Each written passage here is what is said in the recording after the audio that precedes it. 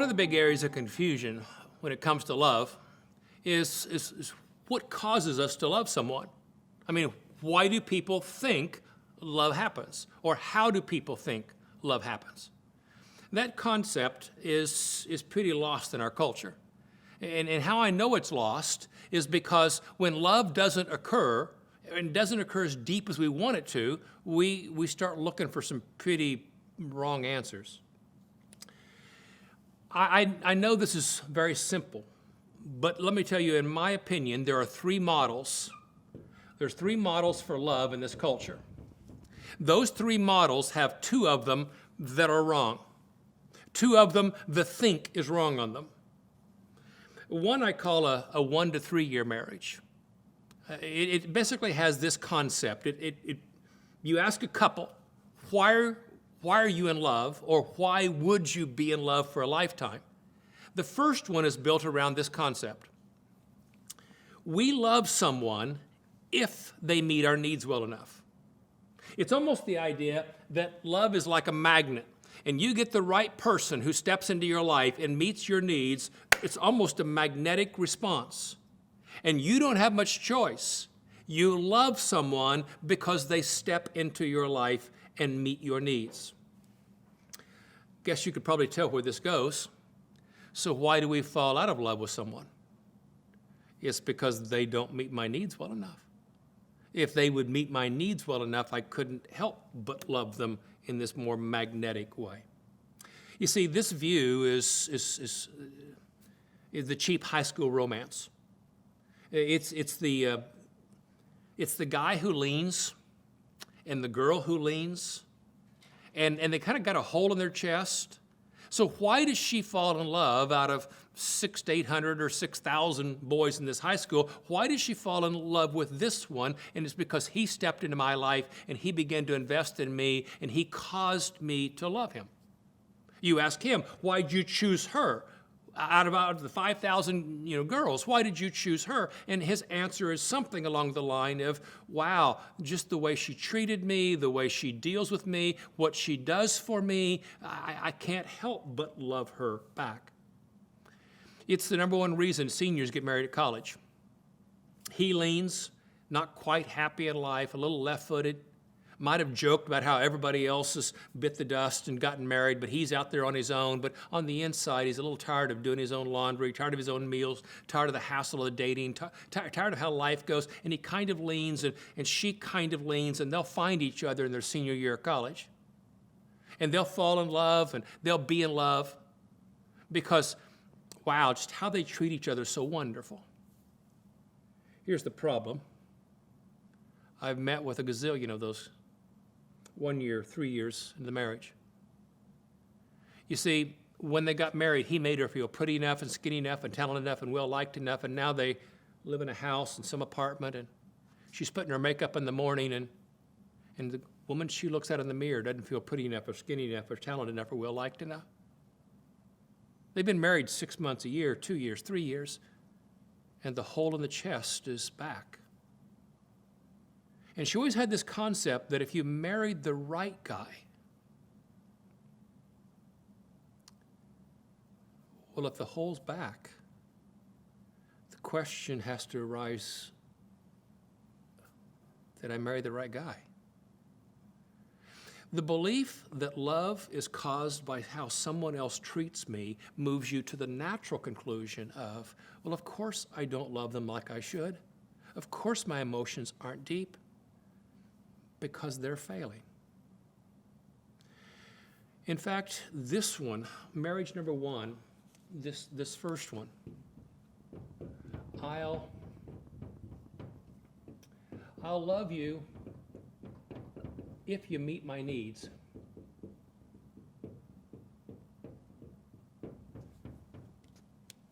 It's going to be a dead end. Because all of us married flawed people. James chapter 3, we all stumble in many ways. And what happens is it basically puts the responsibility from my heart on you. You live up to it, my heart will follow. You fail, my heart leaks. How I've seen it in practical ways are pretty simple. there'll be a knock on the door, and some woman will be standing there that I worked with in the past. And I will say to her something along the line of, good to see you, and welcome to the neighborhood. And she would come in and sit down and say, well, I just wanted to check in with you. You did our wedding here a while back, and we live down, and she'll tell me the town. And then she'll say, do you mind if we close the door? And she begins to say things like, Randy, I don't love me anymore. And she begins to tell me all this story about why she doesn't love him. And it goes a little like this. When we got married, he did 20 things for me, and I did 20 things for him. Nobody ever uses that language, but Randy, he began to fail, and Randy, I was doing more, and Randy, he began, and Randy, my heart just, and I know I got even, and then he kind of got even, and then I got even, and then he got even, and Randy, I just don't love him anymore. But Randy, if you could get him back, Randy, I'm willing to fight for it for the sake of the kids. Randy, for the sake of, whatever. Randy, if you could get him back like he used to be. Well, when I was young and foolish, I would run out the door, and I would grab this guy, go down the machine shop or wherever it was he worked, and I would say, man, you're going to have to wake up. Look what's happening. You're going to lose your wife. You're going to lose your kids. Look what's going to take. And I would work, and man, he would jump back up because suddenly it hit him like a ton of bricks, and he would really begin to jump back to this 20. I sort of joke. I put thumbs in my belt and go home and say to my wife, saved another one today. No, I didn't. Almost never did. You know what almost always happened? What would happen was he might jump back in, and you expected her to. Doesn't happen. What would actually happen is she would begin to say things like, back him off, he's trying too hard, he's about to drive me crazy. And she would start to say things like, apparently it's too late. Maybe if you'd have done this 6 months ago or a year ago. Well, what happens? He's investing. Yeah, but here's the flaw. Our heart is not tied to somebody else's investment. And that's a crazy thing. It's hard to imagine in this culture, but the truth is our heart is not tied to somebody else's behavior. There's a flaw in that. You see, this, I'll love you if you meet my needs, turns out to be nobody can meet your needs well enough for you to be in love with them. That your heart is actually attached to something else. I recognize that about every kid in this culture has grown up with 1,000 marriage seminars. Every kid has grown up with something along that line. You say, well, we didn't send our kids to marriage counseling or love counseling. Yes, you did. Yeah, you did. You set them in front of movies, Disney movies and everything else, and you turned it on. And when you turn them on, here's what you're going to find. That the very concept of love is you got this beast, this Beauty and the Beast. And the beast is not quite right, and he leans in life, and he's not whole, and he's not well, but some belle comes into his life, and she's struggling in life because, well, she didn't want to marry the guy with the antlers and the whole 9 yards, and her scared about her dad. And those two will find each other, and they'll meet each other's needs. In some crazy way, they save each other, and it's wonderful. And why do we love each other? Because we're so right for each other, and we poured into each other and met each other's needs. That's the marriage counseling that the kids have gotten.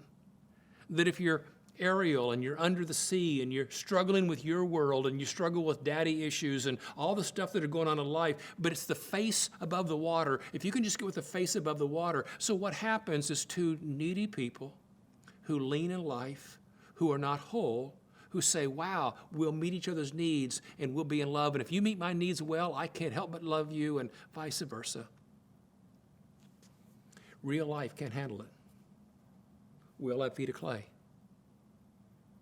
All of us have an inability to be the answer to somebody else's wholeness. And if you believe that you're in love with someone because they meet your needs so well, you've got a natural dead end. That's kind of a 1 to 3 year marriage. It's just all it will be. You say, well, I kind of know that. There's a second kind of love. The first one is I'm going to call the if one. The second one I'm going to call the because.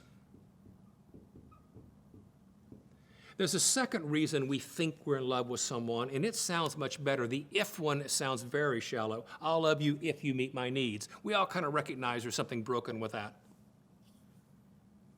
But what's wrong with because? I love you because you are, and you can fill the blank in.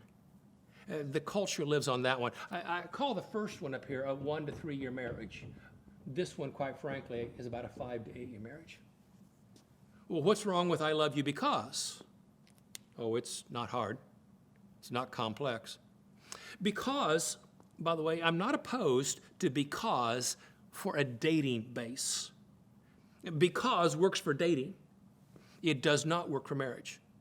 It works for just the introductory, but it doesn't work for a lifetime love.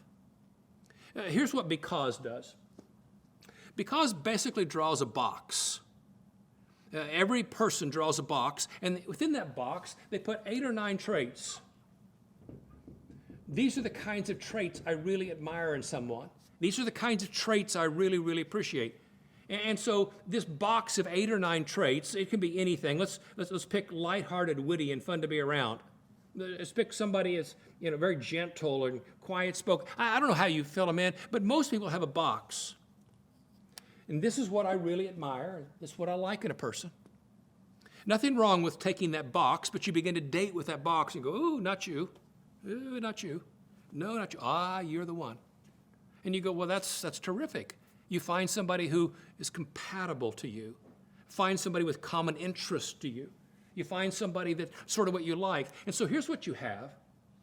You have this guy on this side, the male, and the female over here. And you've got 8 or 9 traits, and we fall in love with each other because this is just right. The chemistry is right. The personalities are right. Everything just seems right. We just fit.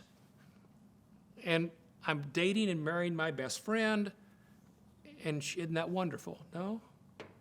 No, it isn't. Well, what in the world could be wrong with it?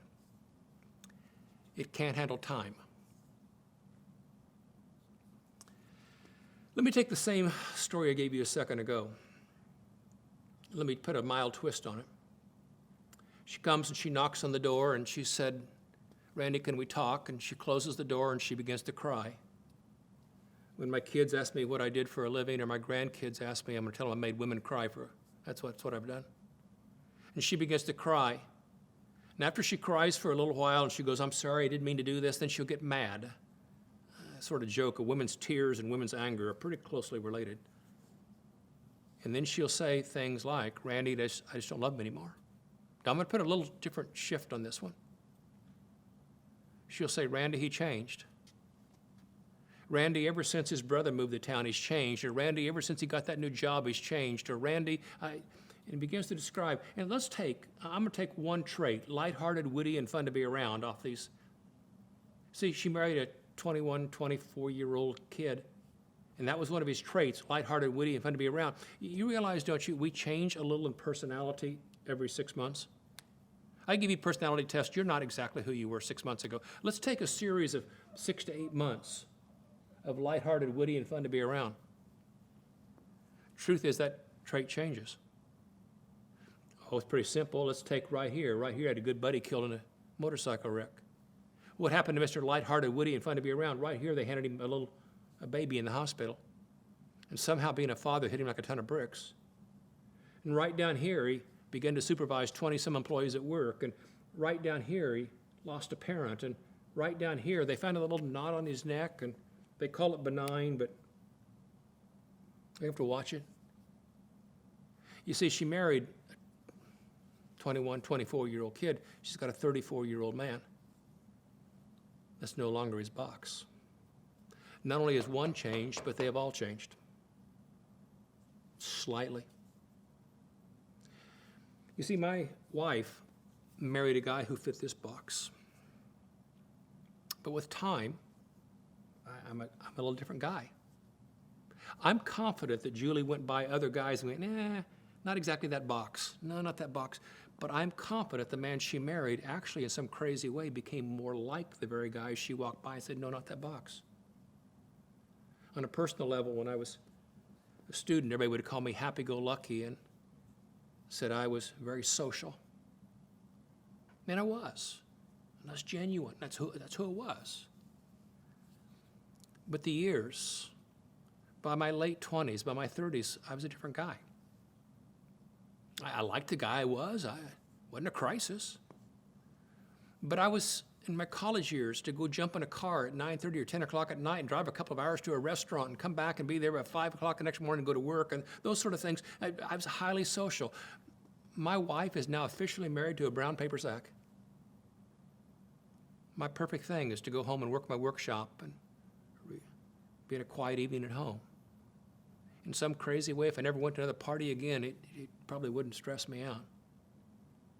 So my wife married a guy like this, but with time, my box becomes more like this. So what do we do with that? What do you think the chances are that her box changed just like his? Truth is, it didn't. Her box changed too, went another direction. And they begin to what we call drift apart. If you think compatibility and chemistry is the key to a great marriage, you need to know that can't handle time. And as they begin to drift apart, he got really involved in his work, and she got really involved with the kids, and he got really involved with the church, perhaps, or she got really involved with her work, and they began to just try to disguise the fact that they didn't know what to do. Because if you believe that love comes because of what someone is, what are you going to do when they are no longer what they were?